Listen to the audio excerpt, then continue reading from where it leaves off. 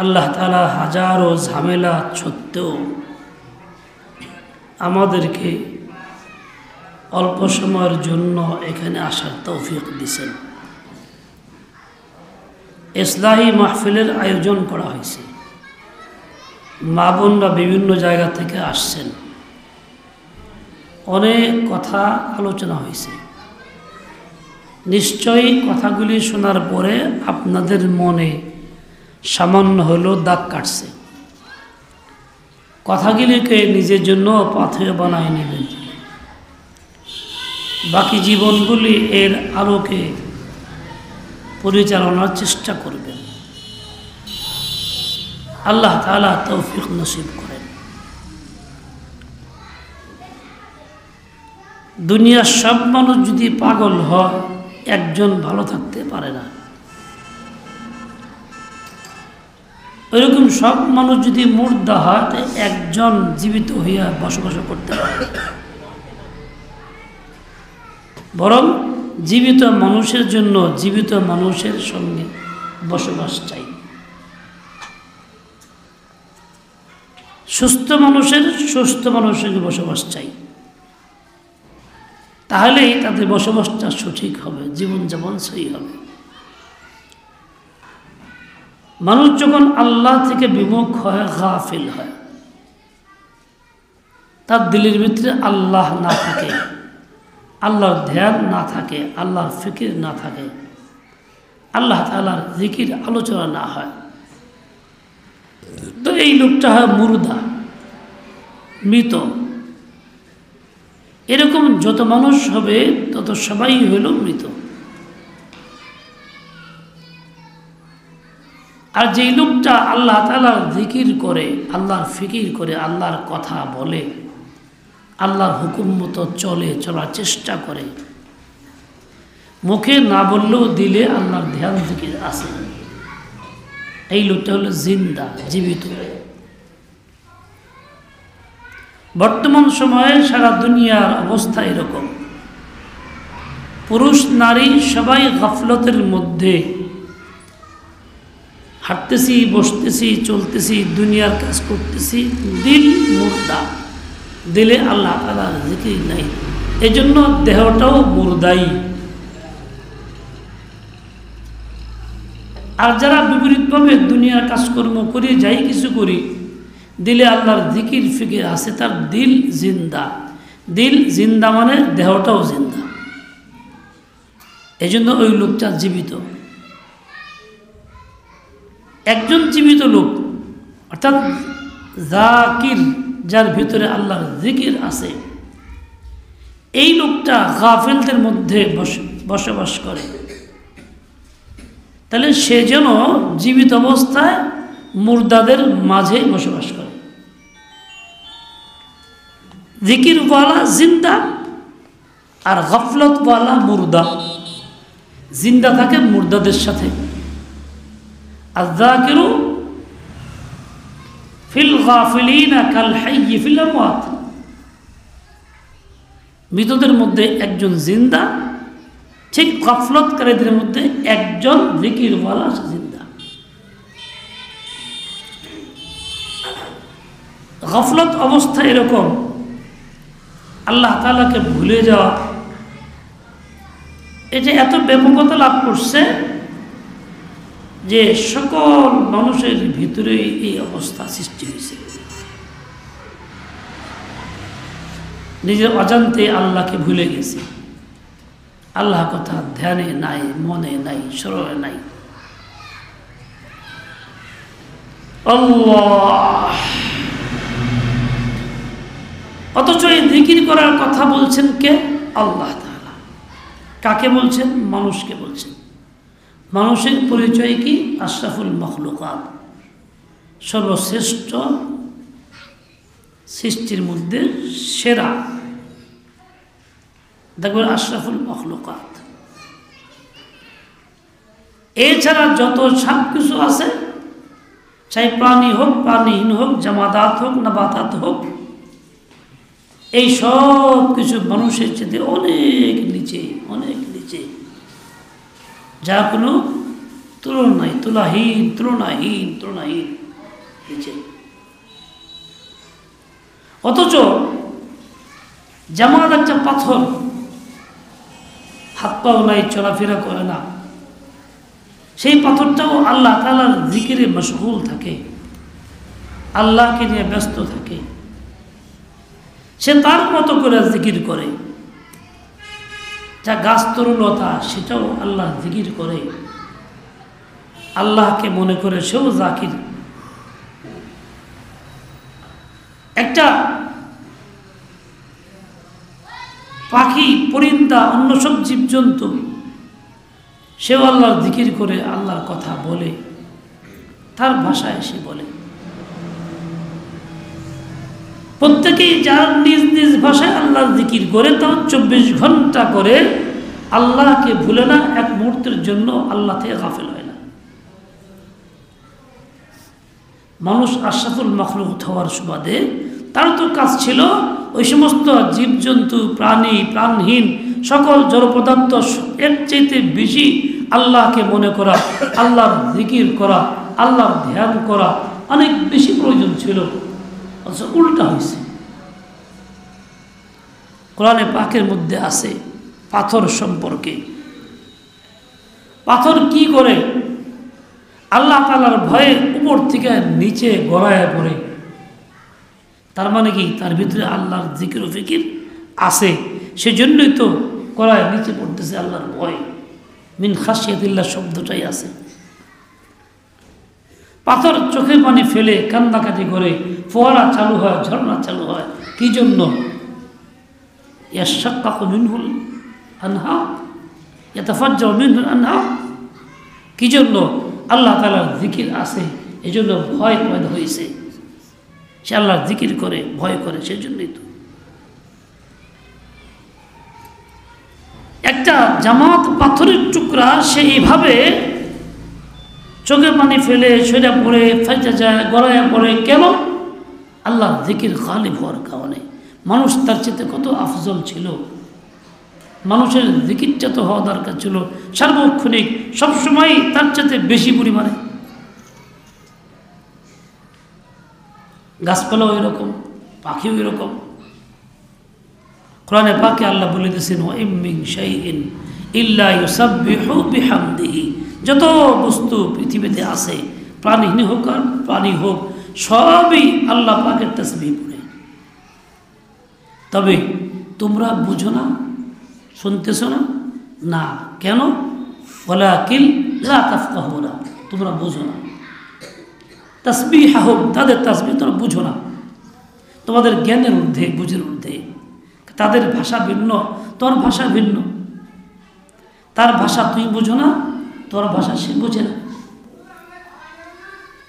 পাথরের ভাষা বুঝবো কেমনে? মানুষের ভাষাই তো মানুষ বুঝে না। আমরা ইংল্যান্ডের লোকের ভাষা বুঝি? সৌদি আরবের লোককে আমাদের ভাষা বুঝে? চাইনিজদের ভাষা কি আমরা বুঝি? চাইনিজরা কি হিন্দুদের ভাষা বুঝে? মানুষ এক শ্রেণী, আশরাফুল মাখলুকাত, আদমের সন্তান হওয়ার পরও একেবারে ভাষা বুঝে না। যাদের প্রকাশ্যে বলে তাই তো বুঝে না। আর ভিন্ন শ্রেণী মানুষ না, অন্য সকল মাখলুক, তার ভাষা কেমনে বুঝবে? কাজেই ওরা করে এই কথা, আল্লাহ বলছেন, বিশ্বাস করি, তাই মান। কি পরিমাণ করে? অনেক পরিমাণে করে, পরিমাণ নাই, অনির্ধারিত পরিমাণ আল্লাহ জিকির করে, আল্লাহ তাআলাকে ইয়াদ করে, আল্লাহর কথা বলে। হাদিসের মধ্যে বিভিন্ন পশু পাখি জীবজন্তুর আলাপের কথা আছে। 15টা বস্তু প্রাণীর কথা আলোচনা আছে, যাদের ভাষা, যাদের তাসবিহ কথা আলোচনা আছে। রসুল আকদাসের যুগে তো একটা উটনি আইসা রসুলের পায়ে মুখ লাগাইয়া কিছু মাথা মতো করে বিড়বিড় করে বলতেছে। রসুল সাল্লাল্লাহু আলাইহি ওয়াসাল্লাম বললেন, মালিককে ডাকো। বলছি, মালিক তোমার বিরুদ্ধে অভিযোগ, তুমি পরিশ্রম বেশি করাও, তার ক্ষমতার বাইরে বোঝা বহন করাও।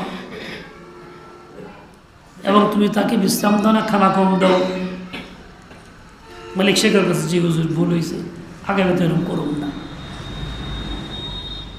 তাহলে একটা উট কথা বলছে, অন্য কেউ না বুঝলেও আল্লাহ নবী বুঝছেন, সেই কথাটা বলার পরে মালিক স্বীকারও করছে।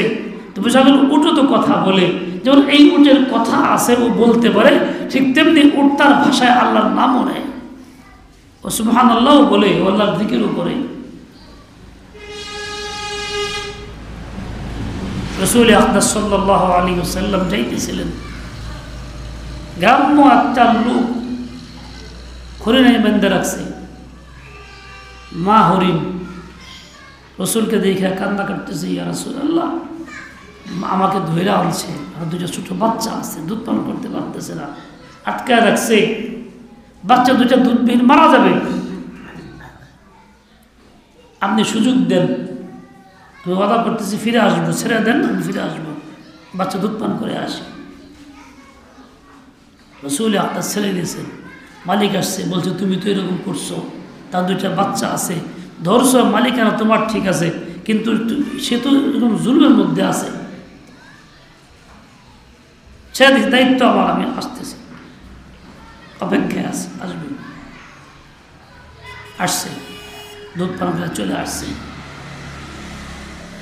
আবার সেই গলায় রশি লাগানোর লোকেই তো গ্রাম্য লোক, অমুসলিম ছিল, বলে দেখো তুমি এই কাজ করছো, বন্য প্রাণী যে ধরে আনে মালিকানা তার হয়, মালিকানা তোমার হয়ে গেছে, আমি তো সে কিছু করতে পারতেছি না, তো সুপারিশ করতেছি, তুমি যদি মনে চা ছেড়ে দাও, এই বাচ্চা দুটার ক্ষতি হবে, ছেড়ে দিছে। হরিণের ভাষা রসুল বুঝছেন, অন্য কেউ তো বুঝে নাই, তার মালিকও বুঝে নাই, হরিণ তার ভাষায় কথা বলে, যেমন সে তার ভাষায় কথা বলে, ঠিক তেমনি তার ভাষায় সে আল্লাহর জিকিরও করে। একটা পাখি আছে তিতার, ওই পাখি সম্পর্কে হাদিসের মধ্যে আসছে, ওই পাখি সে আল্লাহ পাকের জিকির করে, ওর মুখে কি শব্দটা থাকে তাও শব্দটা আছে, আল্লাহ। আরেকটা পাখি বাস, তার মুখে শব্দ, সেটাও হাদিসের মধ্যে আসছে, বাস পাখি তাসবিহ পড়ে, তাসবিহটা শুনতে বড় আশ্চর্য। তাসবিহটা কি? যা ফেরেশতারাও পড়ে, ওই বাইতুল ইজ্জতে তাওয়াফ করা অবস্থায় ফেরেশতারাও বলে, সুবহানা মান যায়্যাদার রিজালা বিল লুহা, সুবহানা মান যায়্যাদান নিসা বিয-যাফাইর। এইগুলি বাস পাখির মুখের শব্দ, এই শব্দ দিয়ে আসে আল্লাহর জিকির করে তাসবিহ পড়ে। সেই মহান আল্লাহ পবিত্র বর্ণনা করতেছি, যিনি পুরুষদেরকে দাড়ি দ্বারা সুসজ্জিত করছেন, মহিলাদেরকে চুলের বেনি দ্বারা সুসজ্জিত করছেন। এই কথাটা পাখির মুখে, পাখি এই ভাষায় তাসবিহ পড়ে। এরকম বিভিন্ন জন্তুর কথা আছে, তার মানে সব জন্তুই আল্লাহ পাকের নাম নেয়, আল্লাহর জিকির করে, আল্লাহ তাআলার ফিকির করে। আমরা মানুষরাই সবচেয়ে বেশি অদম হয়ে গেছি, আশরাফুল মাখলুকাত হওয়া সত্ত্বেও 24 ঘন্টার বেশিরভাগ সময় কাটাই গফলতের মধ্যে। আল্লাহ তাআলার জিকির আমাদের মধ্যে থাকে না, ফিকির থাকে না, এমনকি একবার মুখে উচ্চারণ আল্লাহ করতে পারি না। দুনিয়ার সব কিছুই মুখ থেকে আসে, মোবাইল আসে, টিভি আসে, রিসিভ আসে, ফোন করো আসে, অমুক আসে, তুমুক আসে, ফেসবুক মুখ দিয়ে আসে, মেসেজ আসে, কত কিছু মুখ দিয়ে আসে। 24 ঘন্টায় কত কিছু মুখ দিয়ে বলি, আল্লাহ বলার সময় মুখে থাকে না, সুবহানাল্লাহ বলতে পারতেছি না, আলহামদুলিল্লাহ না, আল্লাহু আকবার না, গফলতের মধ্যেই চলছে। গালি ঠিকই দিতে পারতেছি, বাজে কথা ঠিকই বলতে পারতেছি, গীবত অহরহ করতে পারতেছি। এই মুহূর্তে দেখা যায় মা বোনটা বসে বসে ওয়াজ শুনতে এসে কত কথা কইতেছে, কিন্তু আল্লাহ নাই, সুবহানাল্লাহ নাই, সুবহানাল্লাহ বিহামদিহি নাই, সুবহানাল মালিকুল কুদ্দুস নাই, আস্তাগফিরুল্লাহ নাই, লা ইলাহা ইল্লাল্লাহ নাই, সাক্ষ্য নাই ঈমানের, আশহাদু আল্লা ইলাহা ইল্লাল্লাহ নাই। চলছে তো গফলত আর গফলত। অথচ অবস্থাটা কি? মানুষ তো আশরাফুল মাখলুকাত, তাই তো হওয়া দরকার ছিল এই সব জীবজন্তু মাখলুকের চেয়ে বেশি আল্লাহর নাম নেওয়া, বেশি জিকির করা, 24 ঘন্টা আল্লাহকে নিয়েই ব্যস্ত থাকা।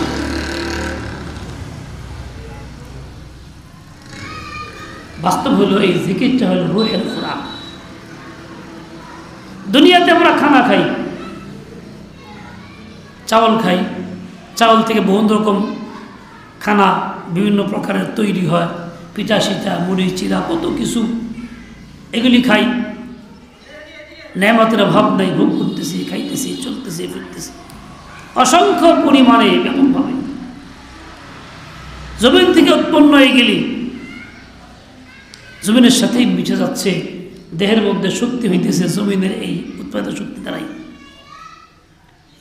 এই দেহ বাড়ে, এই দেহ থাকে না, কমেও যায়, খতম হয়ে যায়।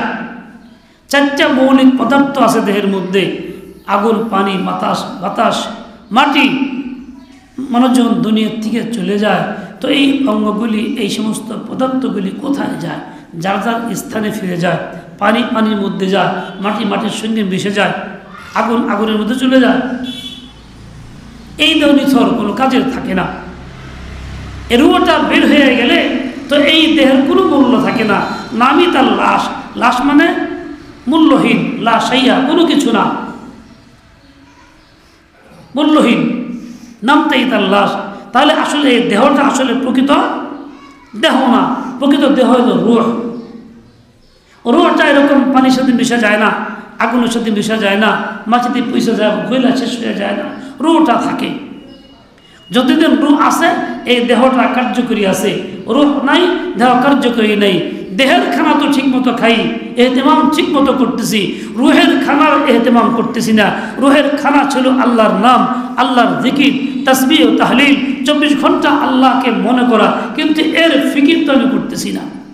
এই জন্য রূহ থাকা, রূহ এরকম জিকির থেকে খালি হওয়ার কারণে, গাফিল হওয়ার কারণে রসুল আকদাস তাকে বলছেন মুর্দা। আর রূহ যখন জিকিরকারী হয় তখন এই রূহটাকে বলা হয় জিন্দা। রূহের অধীনে দেহটাও জিন্দা থাকে। পৃথিবীতে এমন লোকও আছে যাদের রূহ জিন্দা, জিকিরে শিবিরে মশগুল, ব্যস্ত, যার জন্য ওই লোকটা জিন্দা হয়ে আছে। আর এমন লোক আছে রূহের খোরাক নাই, এবার দেহ আছে কিন্তু মুর্দা, ভয়, ভীত, পরিশান, তার দ্বারা কোনো কল্যাণকার হয় না, না নিজের না অন্যের।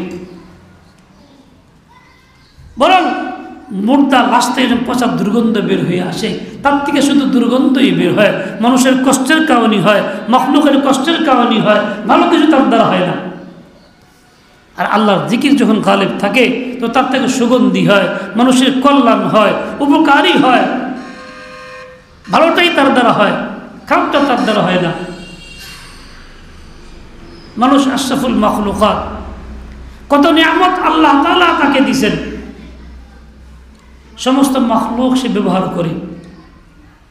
মানুষ আশরাফুল মাখলুকাত, জীব জন্তুকে সে ব্যবহার করে, তার জন্য বাহন, উটকে আল্লাহ বাহন বানাইছেন, তার জন্য ঘোড়াকে বাহন বানাইছেন, তার জন্য অন্য সব জীব জন্তুকেও গাড়ির মাধ্যমে, গরুর গাড়ি, ঘোড়ার গাড়ি, মহিষের গাড়ি, এগুলি চলছে। কিন্তু কোনো ঘোড়া তো সে মানুষের উপরে সার হয়ে যায় না, মানুষ ঘোড়ার বাহন হয় না, মানুষ মহিষের বাহন হয় না। মানুষকে আল্লাহ তাআলা কি সুযোগ দিচ্ছেন, জীবজন্তুর মধ্যে বেশ হালাল প্রাণী আছে, খাইতেছে, ভোগ করতেছে, দুধ পান করতেছে, ব্যবহার করতেছে, কিন্তু মানুষকে সে ব্যবহার করে না। পাখি আল্লাহ তাআলা দিয়েছে হালাল করে, যেগুলি সে ভোগ করতেছে, খাইতেছে, পাখি তারা খায় না।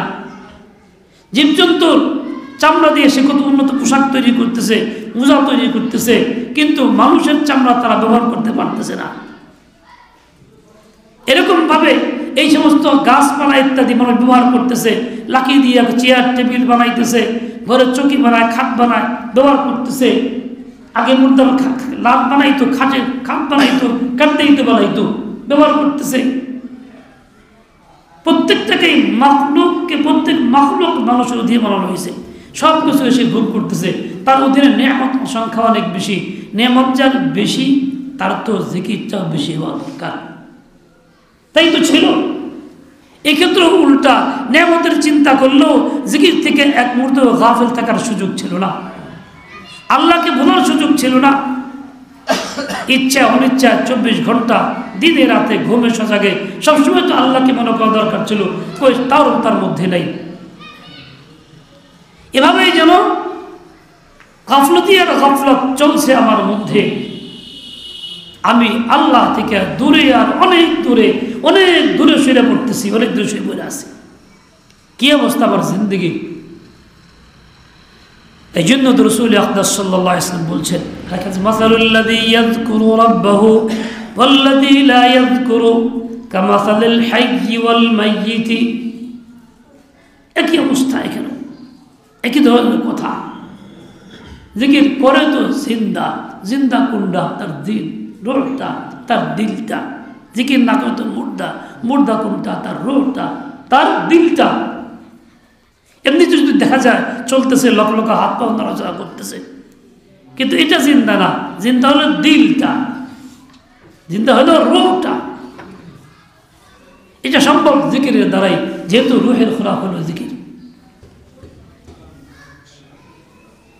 তাহলে আমার কর্তব্য কি?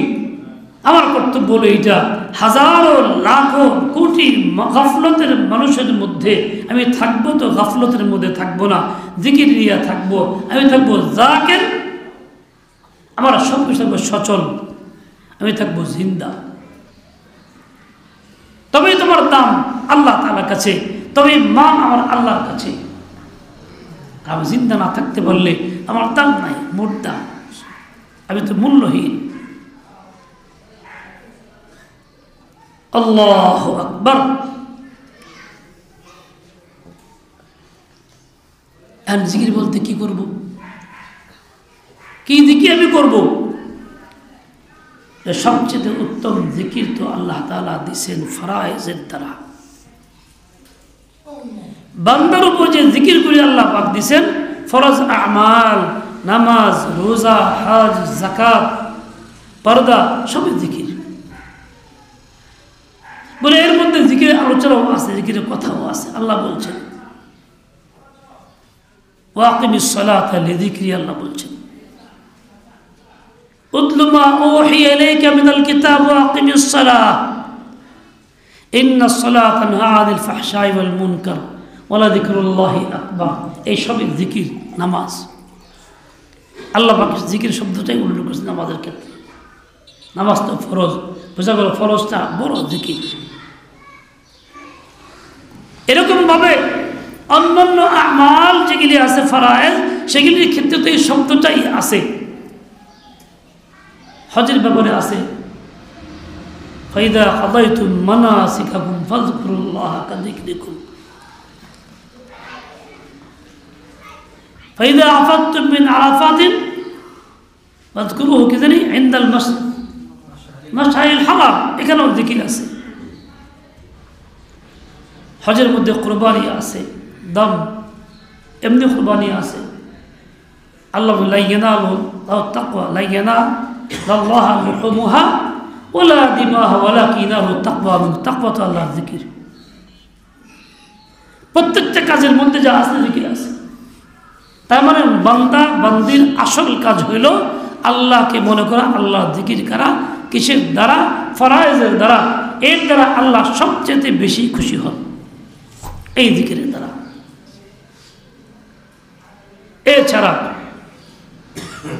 দ্বিতীয় স্তরের জিকির হইল যে জিকির দুইটা স্তর, মুআক্কাতা, গায়রে মুআক্কাতা। নির্ধারিত সময়ে কিছু ওয়াজিফা, খাস আজকার। ওয়াসাব্বিহ বিহামদি রাব্বিকা বিল আশিয়্যি ওয়াল ইবকার। নবী আপনার রবের তাসবিহ করেন সকাল সন্ধ্যায়। ওয়াজকুর রাব্বাকা কাসীরা। নবী আপনার রবের জিকির করেন অনেক বেশি পরিমাণে। ভিন্ন শব্দও আছে। নির্ধারিত ওয়াক্তের মধ্যে জিকির আজকার ওয়াজিফা জিকিরে আছে, সেগুলি আদায় করা।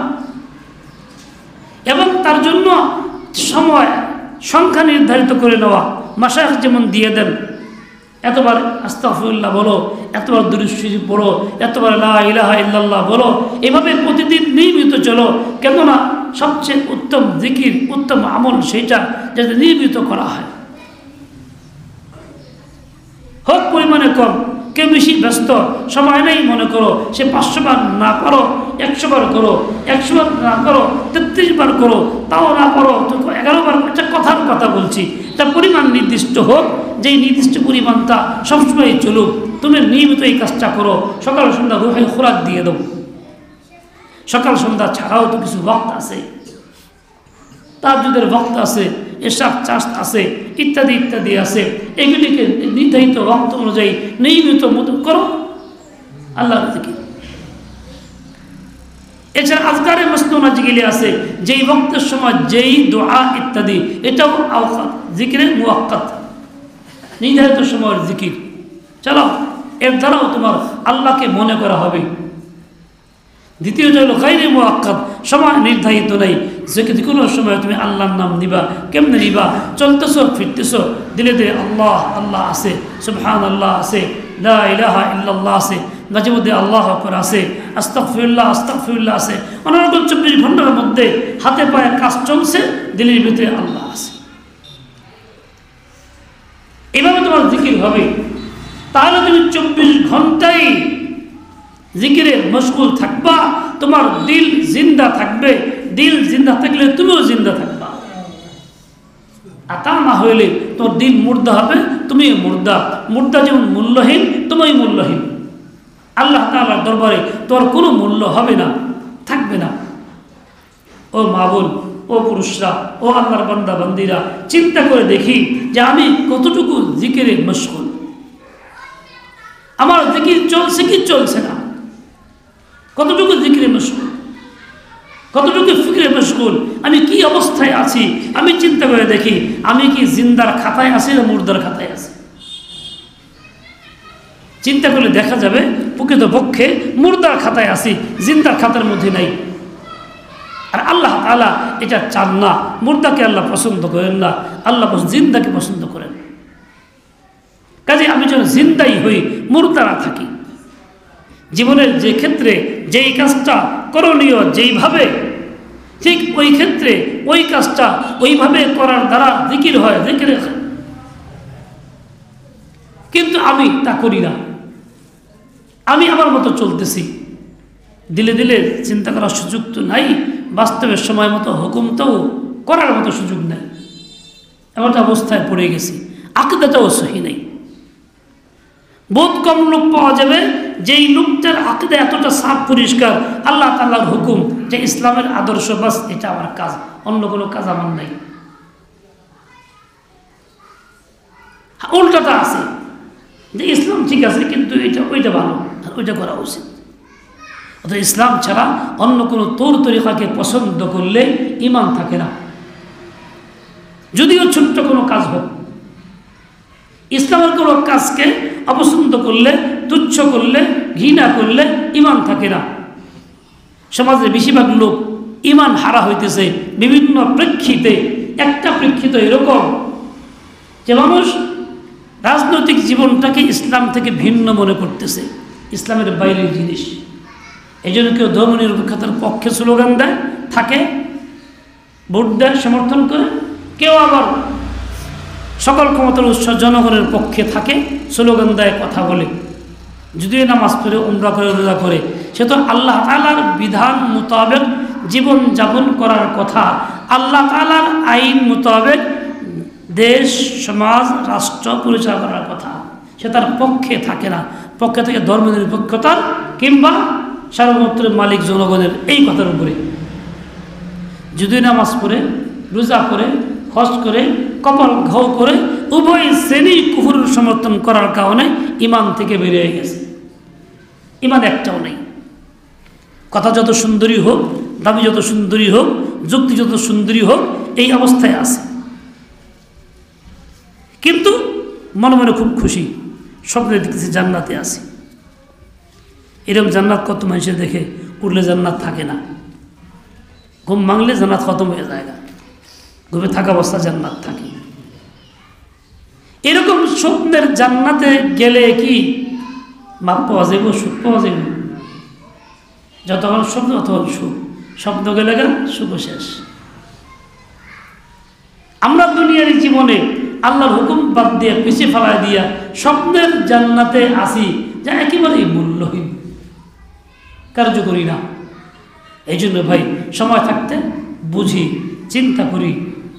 ইসলামের সকল বিষয় আশয়, ফরজ হোক, ওয়াজিব হোক, সুন্নত হোক, মুস্তাহাব হোক, এটা ইসলাম মনে করি, ওইভাবেই ওই মর্যাদা রাইখা করার আপ্রাণ চেষ্টা করি। এর মোকাবেলায় ভিন্ন কিছু যত সুন্দরী হোক তা বাদ দিয়ে দেই, এটা ঘৃণা করি, অপছন্দ করি, নচেত ইমান থেকে বের হয়ে যাব। আল-ইয়াযু বিল্লাহ। সে যেই হোক, কোনো বড় মুফতি সাহেব হইল, বড় হুজুর হইল, বড় আল্লাহওয়ালা বাহ্যিক হইল, সব বেকার, সব খালি নাম, হাকিকত নাই। চোখ বন্ধ হলে বুঝে আসবে জিকির কি পরিমাণ আছিল। আল্লাহ তাআলা আমাদের সবাইকে হেদায়েত দিয়ে দেন, সেই বুঝ দিয়ে দেন। মা বোনরা আমার, বিশেষভাবে আপনাদের মধ্যে গাফলতের কত কারণ পাওয়া যায় বেশি। তার মধ্যে একটা বর্তমানে খুব চলছে, সেটা হলো সুধারণা পরিবর্তে কুধারণা। সুধারণা নবীর তরিকা, নবীর সুন্নত, সুধারণা রাখা এটা ওয়াজিব প্রত্যেকের জন্য। কুধারণা রাখা কবিরা গুনাহ, কুধারণা করলো ইমান নষ্ট হয়ে গেল। মা বোনদের যত সুন্দর পোশাক আশাক বোরকা হোক না কেন, বেশিরভাগ কুধারণায় লিপ্ত। শুধু সন্দেহ, শুধু সন্দেহ। আমার বাচ্চাটা শুকায় যাচ্ছে, কেরা জানে কী করছে। কত মানুষ আমার কাছে যায়, একই কথা। আজকেও কয়েকজন গেছে, ও খালি শুকায় যায়, খায় না, আজকে কেরা জানে কী করছে। নামও বলে মুখ করছে, ওর মুখ এরকম, আত্মীয় এরকম, আমার মুখ আত্মীয় এরকম, এরকম করলে এরকম বলতে থাকে। তার মানে কি, তার চিন্তা ধারণা হলো এইটা, তারা এইসবগুলো উল্টাপাল্টা করতেছে। একজন মানুষের উপরে দলিল ছাড়া অযথা অন্যায়ভাবে খারাপ ধারণা করতেছে, তাকে দোষী বানাইতেছে, তার মধ্যে ঘৃণা ছড়াইতেছে।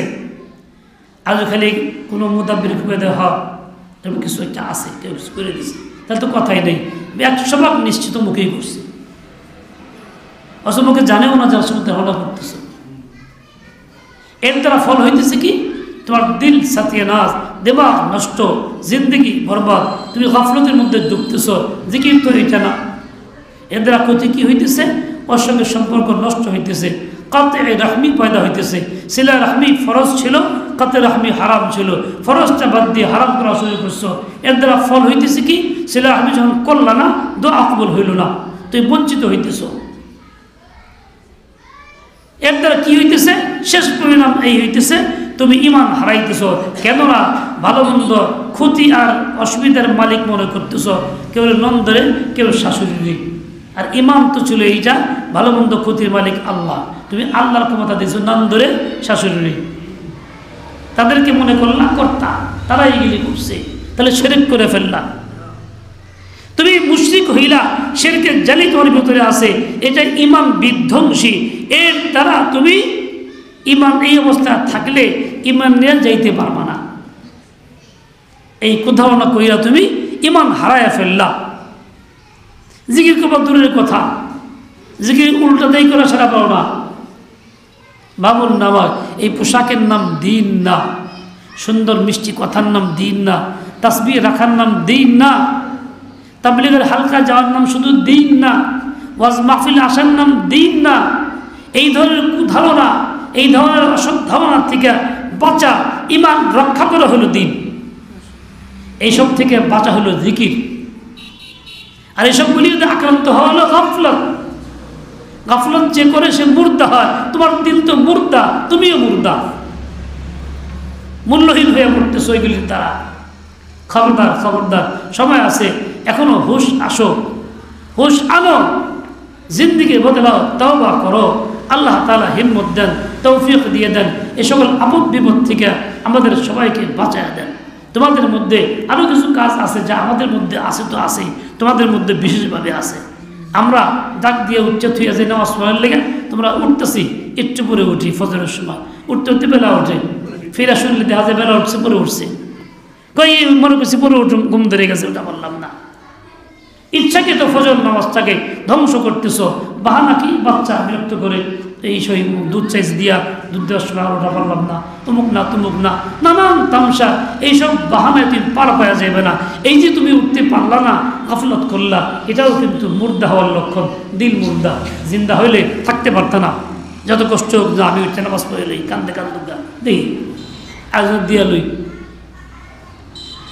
এরকমভাবে বেশ কিছু কাজ আছে যেগুলি দ্বারা তোমরা নিজেকে মুর্দা করতেছ, জিন্দগি বরবাদ করতেছ। আর কতদিন থাকবা এভাবে? তোমার মতো মানুষের তো মনে রেখো, চিরস্থায়ী কেউ ছিল না, থাকেও নাই। তরমে রূপ লাবণ্যতার অধিকারী তারাও গেছে, আরও যৌবনে মজবুত তারাও গেছে, শক্তি ছেলেরাও গেছে, তুমিও যাইবা। কিন্তু মুর্দা হইয়া পচন লাশ হয়ে যাও না, জিন্দা হইয়া সুগন্ধি নিয়ে যাও। আল্লাহ পাক তৌফিক দান করেন। ওয়াসাল্লাল্লাহু তাআলা আলা নবিয়িল উম্মি ওয়া আলা আলিহি ওয়া আসহাবিহি ওয়া বারাকা ওয়া সাল্লাম। সুবহানাকাল্লাহুম্মা ওয়া বিহামদিক আশহাদু আল্লা ইলাহা ইল্লা আনতা আস্তাগফিরুকা ওয়া আতুবু ইলাইক। আসসালামু আলাইকুম ওয়া রাহমাতুল্লাহ।